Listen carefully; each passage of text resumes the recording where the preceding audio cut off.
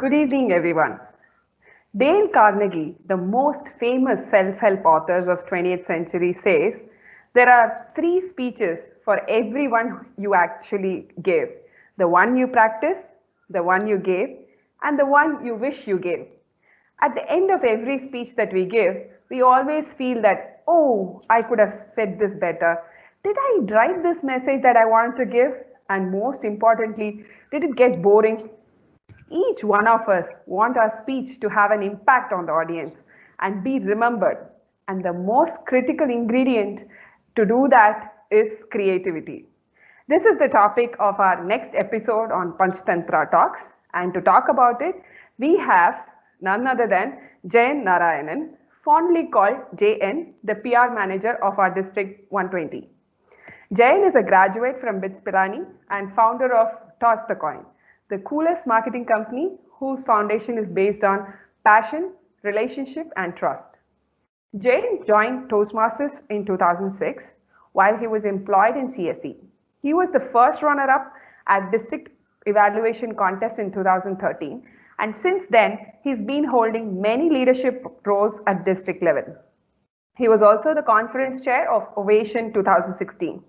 He loves to travel and thoroughly enjoys having deep conversations with people to understand their ultra complex minds. Thank you so much, Jayan, for accepting our invitation and being part of Panchtantra Talks. Thank you. It's a pleasure to be here. Okay, so let me start shooting questions right away. Ready, Jayan? Yep. Okay, the first question to you is, now that all of us from July onwards, we are all on pathways, how to make our speech different within the construct of project objectives prescribed by Toastmasters? Okay, so how do I deliver pathways in this online world? If I have to rephrase your question. Yes, and at the same time, so everybody starts delivering the same speeches, right? So how do I make it sound different and at the same time limit myself within the objectives of the project? See, objectives is on one side, right? Meaning we very clearly know what the objectives are, and that in no way restricts our choice of topics. So topics are boundless. I remember for my pathways, one of the projects, I spoke about my presence on Facebook and my presence on LinkedIn. Right? So I was supposed to introduce the people that I know in my life. And on Facebook, I spoke about my friends, how I kept adding one after another. On LinkedIn, I spoke about my colleagues, where I added them one after another. So I walked them through how I actually set up my Facebook and my LinkedIn accounts. In the process, I spoke about the whole thing. So there's no limit to creativity when it comes to choosing the topic, choosing how to construct the whole speech and things like that, right? So whether it is pathways or a traditional form of speaking that we've been following for long, I think there is no restriction in terms of one, the topic, and number two, what you want to speak. It's left to you, right? You want to put yourself inside a box and worry about what I should do to stick to the objectives, or just jump out of the box, wander all over, and then pick the most exciting topic that you can lay your hands on. So that way, I think there is no restriction in terms of arriving at what you want to speak. Okay, so let me just sort of extend that question. So let's take this example of one of the levels wherein wherein you're supposed to explore your leadership style, right? So what typically happens is that when people deliver, when you go through the checklist and start preparing, you would have heard many people talk about exploring their own leadership style, and maybe you get to sort of start biasing your speech also into that. So how do you break that and come out? Was the question? It's on leadership, you mean? Just as an example. So I just took that as an example. As a leadership style is one of the points about one of the objectives, right? So how can I deliver the speech in such a way that I talk about my leadership style, but still I sort of break the monotony of not doing the same thing that everybody does? Yes, in fact, I remember you announced that it is about creativity that we're going to talk. It's my most favorite subject. Uh, you're right. We need to think little crazy. I, I've always thought, how does it look if I did a speech in the reverse? Mhm. Have you ever thought about it? Nope. Completely in the reverse, right? Why shouldn't we try that? Meaning, I come on stage and then say, hey, thank you for that loud applause. Yeah. Here is the message that you need to take away from this story. And then go backwards in the story and then go to your title.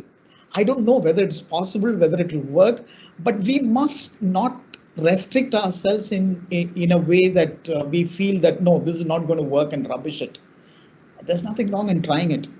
So that way, the creativity has no limits. I often tell people today morning I had two sessions. I was talking about how creative we all are. By nature, we all are very creative.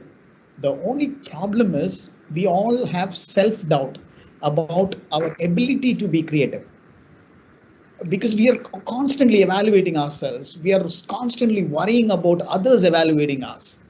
And then we will, say, hey, meaning, according to me, I'm not that creative. According to them, I might not be creative. So it's better not to venture into all that. Let me do a safe template, fix this opening body conclusion. End of the day, I will have to finish it in 5 to 7 minutes. My evaluator will give me some tips, and then I walk away safe.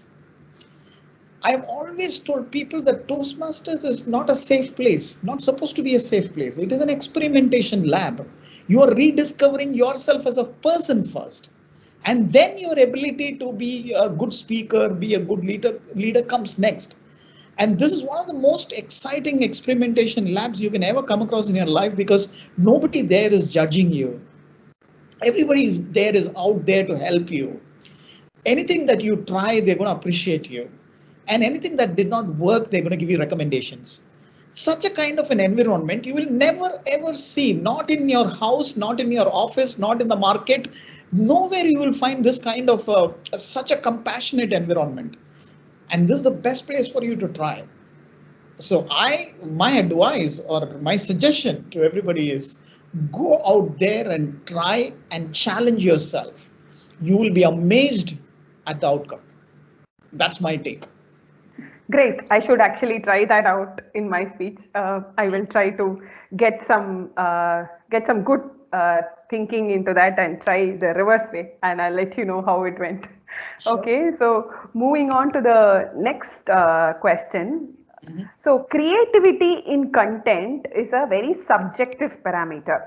But can you tell us two objective ways in which we can add creativity in the content? Wow. Because I've always maintained that creativity is subjective. I've never even ventured into it being objective. So I'm going to pass this question and say I fail because there is no way you can measure creativity. In a scale of 10, your creativity was 9, your creativity was 6.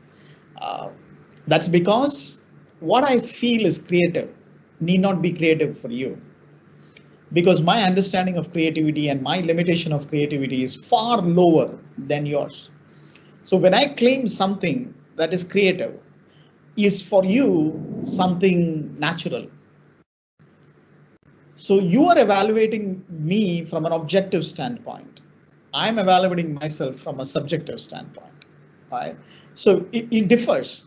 So I I think it is not even right to look at it from an objective standpoint. I cannot give you, say, tomorrow you're writing a script. I can't tell you these are the two clear objective ways to induce creativity into your speech. Okay. Broadly, I can say think different.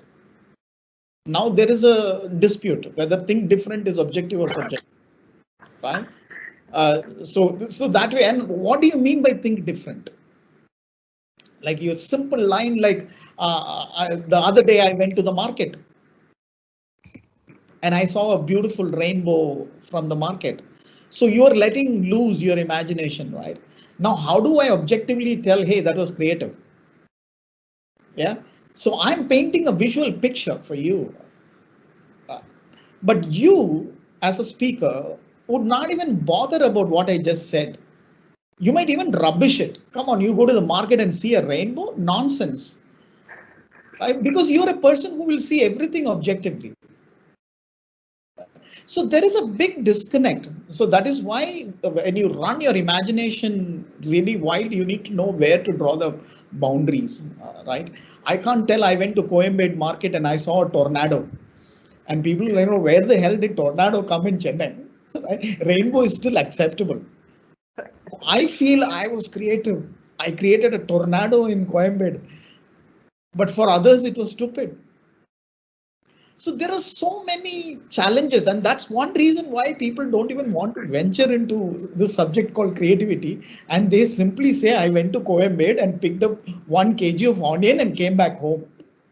So everybody is happy. Right. So that way, to answer your question, objective ways, I really don't know. Maybe somebody else would have an answer. Even I'm keen to understand that. But subjectively, I want to say that be very open when you're thinking creatively. Run your imagination really broad and wide, and then try and see if there is a middle layer where you can bring something that is acceptable for the audience. Right. So I think that is where it lies. Yeah. I think, in fact, that's exactly the question that I wanted to ask you. The last point that you said, connect with the audience. So the question we always have in mind is that, okay, I get creative. Does it end up, with a complete disconnect with the audience and making my speech completely miserable? That they just didn't simply understand, like the example that you said about tornado in Coimbatore. So is that, so how do I weigh this between connecting with the audience vis-a-vis the creativity? So what should I think about in terms of while I'm scripting my speech? See, somewhere I read creativity starts with destruction. So be prepared for a disaster. That's the first step. Be prepared. It can completely fall flat in front of the audience. It has happened a million times to me. In some cases, audience did not realize. In some cases, they realized. But all the times I have realized. So in certain cases, I've been lucky that the audience did not realize, right? Now, being creative can be applied to every aspect of your speech, starting with your English. Right? You can be really creative in choosing the right kind of words to describe something. You will describe a certain thing differently. I will describe a certain thing differently. And we can completely change the aura of that sentence. Right? So creativity starts there. And then the next kind of creativity is how you make the audience feel with what you just said. I can give an example. I've been in marketing, so we cook stories all the time. You said your husband is in marketing, so I'm sure you would have heard these stories many times in your life. So our job is to cook stories and cook stories about products that don't exist. So imagine a situation where you need to convince the customer that there is a beautiful product that is there and you badly need it more than I want to sell it. So that's what marketing is all about, right? And I've hosted in one of my earlier employments, I've hosted people from across India. We used to do stockist automation for FMCG industry. So many people from the FMCG industry used to come out to our office to have a discussion. It so happened long back, one team from Pidilite, the company in Mumbai, their favorite product is Fevicol. And they came to our office for a meeting, and it was a very important meeting for us. And I somehow badly wanted to get that deal. So we took them to the best restaurant, fed them the best food, and finally they were parting, ways, and they were going to the airport, each of us shook hands to say it was lovely meeting you. It was great. We had a fantastic meeting, and they in turn, gave us those pleasantries back, saying fantastic lunch and all that. And my turn was at the end, so I was shaking hands with, I guess, the CMO of Pidilite. I shook hands with him and said, "We will stay glued." There was an absolute silence there, right? Now everybody looked at each other and we all burst into laughter. Even till date, my ex-colleagues talk to me about that. Yeah. I just used 3 words, right? 4 words maybe. We will stay glued. But that had a lasting impact on everybody. Right? My CEO still keeps telling me, man, because of those 4 words, we got the deal. So the creativity can be that exciting. So now for me, the audience were those like 6, 7 people, but it had a lasting impact, right? It will have the same impact on the audience, however big or small they are. So creativity in words and wordplay and vocabulary and language is the starting point, right? And then how you construct the story is the second point. So there is creativity in every part of your speech. And then if you can apply it in a way that audience would digest and not cook stories that are undigestible, I think you are there. Very well said. I think brilliant point that you brought out in terms of the choice of words that you use in that itself kind of gives a lasting impact, and amazing example to reiterate that point. My memory, so I went back in time. So thank you for asking the question.